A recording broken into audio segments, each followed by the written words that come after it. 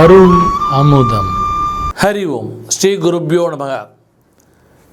எல்லாம் வல்ல இறையொருட் கருணையாலும் அடியனுடைய குருநாதர் ஸ்ரீ சுகபிரம்ம மகரிஷியுடைய அருட்கருணையாலும் அநேக குருமார்களுடைய அருட்கருணையாலும் நம்முடைய அருளமுதம் என்கின்ற அற்புதமான இந்த யூடியூப் சேனல் வாயிலாக நாம் அநேக ஆன்மீக ஜோதிட பர ரகசியங்களை எல்லாம் பதிவிட்டு கொண்டிருக்கிறோம்.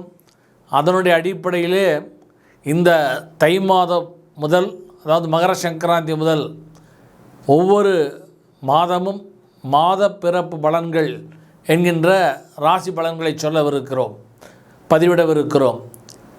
அந்த அடிப்படையிலே அடியேன் ஏற்கனவே இந்த மாத பிறப்பு பலன்கள் எவ்வாறு சொல்லப்படுகிறது என்பதற்கு ஒரு அறிமுக வீடியோவையும் ஏற்கனவே நேற்றைய தினம் நாம் வெளியிட்டிருந்தோம். அதை எல்லோரும் பார்த்துவிட்டு இந்த ராசி பலன் வீடியோவை அடியேன் பார்க்க வேண்டிக் கொள்கிறேன். இதுவரை இந்த யூடியூப் சேனலுக்கு சப்ஸ்கிரைப் செய்யாதவர்கள் உடனடியாக தாங்களும் சப்ஸ்கிரைப் செய்தால் இந்த ராசி பலன்கள் மட்டுமல்லாது நம்முடைய அனைத்து ஆன்மீக பர ரகசியங்களையும், வாழ்வியல் நெறியில் நாம் எவ்வாறு செல்ல வேண்டும், நாம் எவ்வாறு வாழ்க்கையில் வெற்றி பெற வேண்டும் என்ற அநேக வீடியோக்களை நாம் பதிவிட்டு கொண்டிருக்கிறோம். அதை தாங்களும் பார்த்து அதன் மூலமாக தங்களுடைய வாழ்க்கையை மேம்படுத்தி கொள்ளலாம் என்கின்ற வேண்டுகோளை விடுத்து மீண்டும் ஒருமுறை தாங்கள் சப்ஸ்கிரைப் செய்து இந்த பதிவை தொடர்ந்து பார்க்க அடியேன் வேண்டிக் கொள்கிறேன். இந்த வீடியோவானது மாத பிறப்பு பலன்கள். இனிமேல் ஒவ்வொரு மாதமும் வரவிருக்கிறது. தை மாதம், அதாவது தமிழ் மாத பிறப்பை ஒட்டி இதை பற்றிய அறிமுக வீடியோவில் அநேக கருத்துக்களை தெரிவித்துள்ளேன். அந்த வீடியோவை தாங்கள் சந்தேகங்கள் இருந்தால் அந்த வீடியோ பார்க்க மாதிரி வேண்டிக் கொண்டு இப்போ மாத ராசி பலன்களை சொல்லும்போது சில பேர்லாம் பாசிட்டிவாக இருக்கணும் சொல்லணும், நெகட்டிவ் சொல்லக்கூடாது அப்படிலாம் நிறைய பேருடைய ராசி பலன்களை கமெண்டெல்லாம் போட்டுருக்கா. அடியேன் எப்படி என்னுடைய பாலிசி எப்படின்னு சொன்னால், ப்ரெடிக்ஷன்ஸ் எப்படி இருக்குன்னு சொன்னால், இப்போ உதாரணத்துக்கு ஒரு டாக்டர்கிட்ட போகிறோம், ஒரு ஹெல்த் இஷ்யூன்னு போகிறோம். டாக்டர் அந்த ஹெல்த்தில் உள்ள இஷ்யூவை சொன்னால் தானே நம்ம அதுக்கு ட்ரீட்மெண்ட் எடுத்து சரி பண்ணிக்க முடியும். ஹெல்த் இஷ்யூ சொல்லாமல் டாக்டர் வாட்டுக்கு நன்னா இருக்குது போங்கன்னு சொல்லிட்டான்னா, பாசிட்டிவாக சொல்கிறேன்னு சொன்னான்னா நாளைக்கு அவஸ்தை யாருக்கு? நமக்கு தானே. அதே மாதிரி தான் ஜோதிட சாஸ்திரமும். இந்த சாஸ்திரம் எதுக்கு கொடுத்துருக்குன்னு சொன்னால், நல்லதுன்னா ஜாதகத்துக்கு வேலையே இல்லையே. இப்போ நல்ல உடம்புக்கு டாக்டர்கிட்ட போக வேண்டிய வேலையே இல்லையே. அதே மாதிரி நன்னா இருக்குன்னா ஜோதிடத்துக்கு ஜாதகம் பார்க்குறதுக்கு பலன்களுக்கு வேலையே இல்லையே. அப்போ நமக்கு எது குறையாக இருக்கோ அதை தெரிஞ்சுட்டு அதை சரி பண்ணிக்கிறோம். அந்த அடிப்படையில் தான் அடியனுடைய ப்ரெடிக்ஷன் இருக்கும். அதனால் இது நெகட்டிவ் பாசிட்டிவ்னு பார்க்காதீங்க. நம்பர் 1. இந்த 2வது, இது ஆண் பெண் அப்படிங்கிற அடிப்படையில் கணவன் மனைவி இருபாலருக்கும் ராசியில் இருபாலருக்குமான ப்ரெடிக்ஷனாக அடியேன் இது பேசியிருக்கிறேன். அதனால் இப்போ கணவன் சொல்கிற இடத்துல மனைவி போட்டுக்கோங்க, மனைவின்னு சொல்கிற இடத்துல கணவன் போட்டுக்கோங்க. அந்த அளவுக்கு இந்த ப்ரெடிக்ஷன்ஸை நீங்கள் புரிஞ்சுக்கோங்க அப்படிங்கிற அடிப்படையில் சொல்லியிருக்கிறேன். அதையும் இந்த பதிவில் காலபுருஷ தத்துவத்தில் மிதுன ராசிக்காரர்களுக்கு நம்ம இந்த தை மாத ராசி பலன்களை சொல்லவிருக்கிறோம். பொதுவாகவே இந்த காலபுருஷ தத்துவத்தில் இந்த மிதுன ராசி அப்படின்னு சொல்லும்போது 2 நண்பர்கள் தோள் மேல் தோள்கோள் போட்டிருக்கிற மாதிரி இந்த ராசியினுடைய சின்ன அடையாளம் இருக்கும். இதுக்கு என்ன அர்த்தம்னா, இந்த மிதுன ராசிக்காரர்களுக்கு காலபுருஷ தத்துவத்தில் சகாயஸ்தானம், சகாய தத்துவம்னு பேர். அதே மாதிரி கேள்வி தத்துவம், இந்த 3ஆம் இடம் தான் காது. அதனால் கேள்வி, அதிகமான கேள்வி தத்துவம் அப்படிங்கிற அடிப்பு. அதே மாதிரி நட்பு தத்துவம்.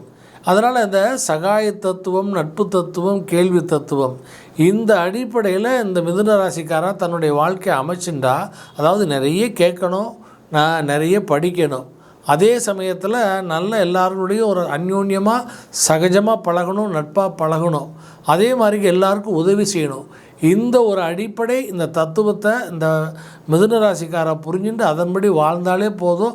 அவளுக்கு இந்த ராசி பலன்களால் ஏற்படக்கூடிய கிரக சஞ்சாரம் ஏற்படைய பிரச்சனைகள் வராது என்கின்ற ஒரு பாசிட்டிவான சிந்தனையை முதல்ல விதிச்சுட்டு அதனால் அதன்படி வாழணும்னு கேட்டுக்கொண்டு இப்போ நம்ம ராசி பலனுக்கு போவோம். இந்த தை மாத ராசி பலன். இப்போ இந்த மிதுன ராசிக்காரர்களுக்கு சூரிய பகவான் பார்த்தீங்கன்னா 8ல் சஞ்சாரம் பண்ணுறார். 8ல் மகரத்தில் சஞ்சாரம் பண்ணுறார். பார்த்தீங்கன்னா ஸோ இப்போ இந்த இந்த சூரியன் யாருன்னா மிதுன ராசிக்காரர்களுக்கு 3 குடையவன். அதனால் 3ஆம் இடம்ங்கிறது நண்பர்கள், சகோதரர்கள், தொழில் சார்ந்த பங்குதாரர்கள், அதெல்லாம் அந்த 3ஆம் இடத்துல வரும். அதனால் அவர்களோட நல்ல உறவு வைத்து கொள்ள வேண்டும் நண்பர்கள்ட்ட வாட்டலாம். இல்லைன்னா தேவையில்லாமல் மனக்கசப்புகள் ஏற்படும். அதனால் பண இழப்புகளும் ஏற்படக்கூடிய வாய்ப்புகள் உண்டு. தேவையில்லாத பிரச்சனைகளும் ஏற்படக்கூடிய வாய்ப்புகள் ஏற்படும். அப்புறம் அரசாங்க பயம், அரசாங்கம் சம்மந்தப்பட்ட விஷயங்களில் கவனமாக இருக்கணும். அப்புறம் கண் சம்மந்தப்பட்ட விஷயங்களில் பார்வை விஷயத்தில் ரொம்ப கவனமாக இருக்கணும். அப்புறம் குரு பார்வை அப்படிங்கிறது இந்த 9ஆம் பார்வையாக அந்த சூரியனை குரு பார்க்கறதுனால பயப்பட வேண்டாம் அப்படிங்கிறதே. அதையும் அதனால் ஏதாவது பிரச்சனை வந்தால் கூட அது சரியாயிடும். அதனால் பிரச்சனையில் போய் மாட்டிக்கணும்னு அர்த்தம் கிடையாது. அடுத்தாப்பில் இவளுக்கு சூரிய நமஸ்காரம் பண்ணுறது, அந்த சூரியனுடைய ஒளியில் போய் நிற்கிறது, இதெல்லாம் அவளுக்கு நல்ல ஒரு ஆரோக்கியத்தை கொடுக்கும், ஆயுள் ஆரோக்கியத்தை மேம்படுத்தும். அப்புறம் இந்த மிதுன ராசிக்காரர்களுக்கு இப்போ சந்திரன் இந்த மாதம் பிறக்கும்போது 2ல் இந்த வக்கர செவ்வாயோடு செஞ்சரிக்கிறதுனால பண இழப்புகளும் கடன் தொல்லை காரியத்தலங்கள் ஏற்படுறதுக்கு வாய்ப்புகள் உண்டு. அதனால் பண விஷயத்தில் கவனமாக இருக்கணும். அப்புறம் இந்த தை மாதம் 1ஆம் தேதியிலேருந்து 7ஆம் தேதி வரைக்கும் இந்த செவ்வாய் வக்கரகதியில் கடகத்திலே சஞ்சரிக்கிறார். அதாவது மிதுன ராசிக்காரர்களுக்கு 2ஆம் இடத்துல சஞ்சரிக்கிறார். அதனால் இந்த பேச்சில் கொஞ்சம் கவனமாக இருக்கணும். ஆனால் பேச்சினால குடும்பத்தில் சங்கடங்களும் சண்டை சச்சரவு ஏற்படுறதுக்கு வாய்ப்புகள் உண்டு. உடல் நலத்தில் கொஞ்சம் அக்கறை எடுத்துக்கணும். கண் சம்மந்தப்பட்ட விஷயங்களில் அக்கறை எடுத்துக்கணும். உடம்புல ரத்த சம்மந்தப்பட்ட வியாதிகள் வராமல் பார்த்துக்கணும்.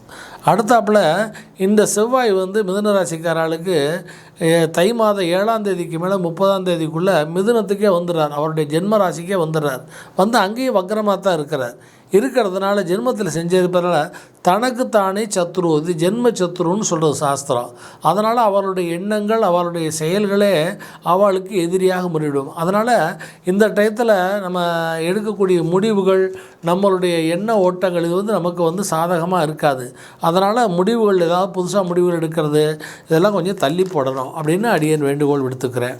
அடுத்து மிதுன ராசிக்காரர்களுக்கு புதன் இந்த தை மாதம் 1ஆம் தேதியிலேருந்து 11ஆம் தேதி வரைக்கும் தனுசு ராசியில் 7ஆம் இடத்துல சஞ்சாரம் பண்ணுறார். இதனால் என்னென்னா தாயார் மனைவி, ஏன்னா அந்த 4ஆம் இடம் தாயாருடைய ஸ்தானம், ஏன்னா 7ஆம் இடம் மனைவி ஸ்தானம். அதனால் தாயார் மனைவி உறவுள்ள விரிசல்கள் ஏற்படும். அப்போ இவள் என்ன பண்ணுன்னா, அவள் 2 பேருக்குள்ள ஒரு மத்தியஸ்தராக இல்லாமல் ஒரு ஒரு அதில் தலையிடாமல் இருக்கிறது மேக்சிமம் நல்லது. அப்படி தேவையில்லாமல் தலையிட்டால் தேவையில்லாத 2 பேருக்குள்ள மனஸ்தாபங்கள் ஏற்பட்டு 2 பேருடைய பிரச்சனைகளுக்கு ஒரு ஆளாக நேரிடும். அதனால் அதை பேலன்ஸ் பண்ணி இந்த உறவை சரி கட்டுறது தான் கெட்டிக்காரத்தனமாக இருக்கும். அப்புறம் தை மாதம் 11ஆம் தேதியிலேருந்து 22ஆம் தேதி வரைக்கும் இந்த புதன் கும்பத்துக்கு போயிடுறார். கும்பத்தில் போய் சனியுடைய 22 மகரத்துக்கு போய் சூரியனுடன் சேர்றார். சூரியனுடைய சேரும்போது இந்த புத ஆதித்ய யோகம்னு ஒரு யோகம் ஏற்படுது. இருந்தாலும் அந்த 8ஆம் இடமாக இருக்கிறதுனால அவள் தங்களுடைய அந்த கூர்மையான புத்தி, புதனுக்கு புத்தியின் பேர்லையா சாமர்த்தியம், சமயோஜிதம், சாதுரியம், இந்த புத்தியினால் தன்னுடைய காரியங்களை அவங்க சாமர்த்தியமாக செய்யணும். இல்லைன்னா தேவையில்லாத பண இழப்புகள் ஏற்படும். அதனால் இப்போ புத்தி சாமர்த்தியமாக செயல்பட்டால் அவள் அந்த பிரச்சனைகள்லேருந்து தவிர்க்கலாம். நண்பர்களால் ஏற்படக்கூடிய அந்த பண இழப்புகளிலிருந்து தவிர்க்கலாம். அடுத்து சகோதரரால் ஏற்படக்கூடிய பண இழப்புகளும் தவிர்க்கலாம். அடுத்து தை மாதம் 22ஆம் தேதியிலேருந்து அந்த மாத கடைசி வரைக்கும் அவர் கும்பத்தில் போய் சனியோட சேர்றார் 9ஆம் இடத்துல. சேருகின்ற பொழுது உடல்நலம், தாய் தந்தையருடைய உடல்நலங்கள்லாம் கொஞ்சம் அக்கறை எடுத்துக்கணும். அடுத்தாப்பில் புதுராஜ்ய சொத்துக்கள் விஷயத்தில் இப்போது தலையிட வேண்டாம். அது அப்புறமா அந்த பிரச்சனைகளை நம்ம பார்த்துக்கலாம். அந்த சொத்துக்களை இப்போ போய் அதை கிடைக்கிறதுக்கு ஏற்பாடுகள் பண்ணணும்னு சொல்லி ஏதாவது முனைந்தால் அதில் தேவையில்லாத பிரச்சனைகள்லாம் ஏற்படும். அப்புறம் இந்த மிதுன ராசிக்காரர்களுக்கு குரு பகவான் இப்போ பார்த்தேன்னா 12ல் ரிஷபத்தில் வக்கரகதியில் சஞ்சரிக்கிறார். இது தை மாதம் 1ஆம் தேதியிலேருந்து 22ஆம் தேதி வரைக்கும் இந்த சஞ்சாரம் இருக்கிறது. இதனால் இந்த டயத்தில் அவள் மனைவி, தொழில், ஏன்னா அந்த மிதுன ராசிக்கு 7, 10 கூடியவன் தான் குரு. அதனால் மனைவி, தொழில் சம்மந்தப்பட்ட விஷயங்களில் கொஞ்சம் அக்கறையாகவும் கவனமாகவும் இருக்கணும். வீண் செலவுகளை தவிர்க்கவும். அப்புறம் பார்த்தீங்கன்னா தை 22ஆம் தேதிக்கு மேலே குரு வந்து வக்ர நிவர்த்தி அடைஞ்சிடுறார். நிவர்த்தி அடையும் பொழுது இப்போ இந்த வீடு, வண்டி, வாகன, பூமிகள் போன்றவர்களில் சுபவரியங்கள் ஏற்படும்.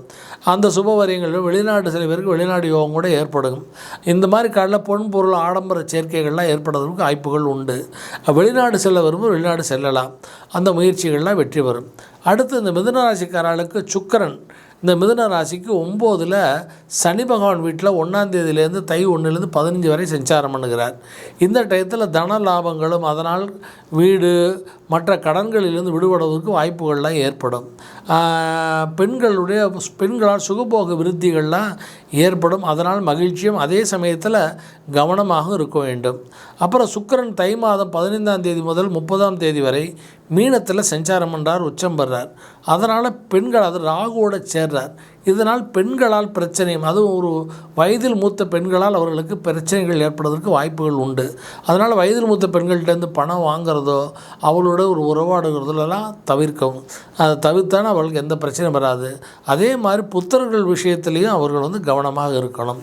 அடுத்து இந்த மிதுன ராசிக்காரர்களுக்கு சனி பகவான், இந்த சனி பகவான் வந்து 9ல் அந்த கும்பத்தில் அந்த புதுஸ்தானத்தில் உட்கார்ந்துருக்கிறார். 8ஆம் இடத்துக்கு அதிபதி சனி 9ல் உட்கார்ந்துருக்கிறார், அஷ்டமாதிபதி. அதனால் தந்தையுடைய உடல் நலத்தில் அக்கறை எடுத்துக்கணும். தர்ம காரியங்களில் ஈடுபட்டானா நல்லது நடக்கும். தந்தையார்களிடம், நண்பர்களிடம், சகோதரர்களிடம் நல்ல உறவு வைத்து கொள்ள வேண்டும். அப்புறம் தொழில் விஷயத்தில் கொஞ்சம் அக்கறை இல்லாமல் இருந்தால் லாப நஷ்டம் ஏற்படும், ப்ராஃபிட் லாஸ் ஏற்படும். அதனால் வேலைகளில் தொழில் வியாபாரம் பண்ணுறவெல்லாம் வேலைகளில் போய் தங்களுடைய அந்த ஃபுல் கான்சன்ட்ரேஷன், ஃபுல் இன்வால்மெண்ட்டோட 24/7 ஆகும் அப்படிங்கிற மாதிரி டயத்தில் அவள் இருந்து அவளுடைய ப்ரெசன்ஸ் தேவை. அதிலேருந்து அதனால் அவள் லாபம் நஷ்டத்தை தவிர்க்கலாம். அதனால் அவள் வந்து கொஞ்சம் எச்சரிக்கையாக கவனமாக இருக்கணும். அடுத்தது மிதுன ராசிக்காரர்களுக்கு ராகு வந்து 10ல் சஞ்சரிப்பதனால வெளிநாடு வேலை சம்மந்தப்பட்டவருக்கு வேலையில் வந்து அக்கறை தேவை. அவள் அதே சமயத்தில் ஹிருதயம், நுரையீரல், சளி சம்மந்தப்பட்ட நோய்கள் வராமல் பார்த்து கொள்ளணும். அப்புறம் வந்து பார்த்திங்கன்னா இப்போ விஷயங்களில் வந்து கவனச்சிதைவுகள் ஏற்படாமல் பார்த்துக்கொள்ளணும். இதெல்லாம் ஏற்பட்டதுன்னா கௌரவத்துக்கு பங்கம் ஏற்படும். செய்யக்கூடிய வேலைகளில் கவனச்சிதைவு ஏற்பட்டால் அதனால் கெட்ட பேர்கள் சம்பாதிச்சு அதனால் அந்த ஒரு பேருக்கு ஒரு களங்கம் ஏற்படும். அப்புறம் வைராக்கியத்துடன் செயல்பட வேண்டும். அந்த தை மாதம் 15ஆம் தேதிக்கு மேலே சுக்கிரனோட ராகு சேர்றதுனால அடியன் ஏற்கனவே சொன்ன மாதிரி பெண்கள் விஷயத்தில், அது வயதில் மூத்த பெண்கள், விடோ வாழ்க்கெல்லாம் கொஞ்சம் கவனமாக இருக்கணும். அடுத்து கேது பகவான் வந்து இந்த மிதுன ராசிக்காரர்களுக்கு நாளில் சஞ்சாரம் பண்ணுறதுனால தாயார், வீடு, வண்டி, வாகனங்களில் கொஞ்சம் கவனமாக இருக்கணும். தாய்வழி முன்னோர்கள், வீடு, சொத்து விவகாரங்களில் வந்து பிரச்சனையும் அந்த குரு பார்வை ஏற்படுறதுனால அதுலேருந்து விடுதலை, விமோச்சனமும் அவளுக்கு கிடைக்கும். உடல் நலத்தில் கொஞ்சம் அக்கறை எடுத்துக்கணும். இல்லை அவளுக்கெல்லாம் இந்த மிதுன ராசிக்காரர்களுக்கெல்லாம் பார்த்தீங்கன்னா லக்ஷ்மி நாராயணர் வழிபடணும். இது புதன்கிழமை அன்றைக்கி போய் லக்ஷ்மி நாராயணர் வழிபட்டு வந்தால் அவளுக்கு நல்லது. இப்போ இந்த சென்னையில் கூட அஷ்டலட்சுமி கோயிலில் அந்த லக்ஷ்மி நாராயணர் சன்னதி இருக்குது. அவர் போய் வழிபட்டு வந்தால் அந்த முன்னேற்றங்கள் ஏற்படும். இவளுக்கு இந்த ஆத்திரேய ரிஷி, ஏன்னா இந்த புத பகவான் ஆத்திரேய கோத்திரத்துக்கு அதிபதி, அவரும் சந்திரனுடைய பிள்ளை, அவரும் ஆத்திரேய கோத்திரம் தான். அதனால் அந்த மிதுன ராசிக்கார ஆத்திரேய கோத்திர ரிஷியை மனதில் பிரார்த்தனை பண்ணிட்டாலே, டெய்லி பிரார்த்தனை பண்ணிட்டாலே போகிறோம். குளித்து முடித்து அவரை சூரியனை பார்த்து நமஸ்காரம் பண்ணிவிட்டு ஆத்திரேய கோத்திர ரிஷியை மனசில் பிரார்த்தனை பண்ணாலே அவளுக்கு நல்லது நடக்கும்.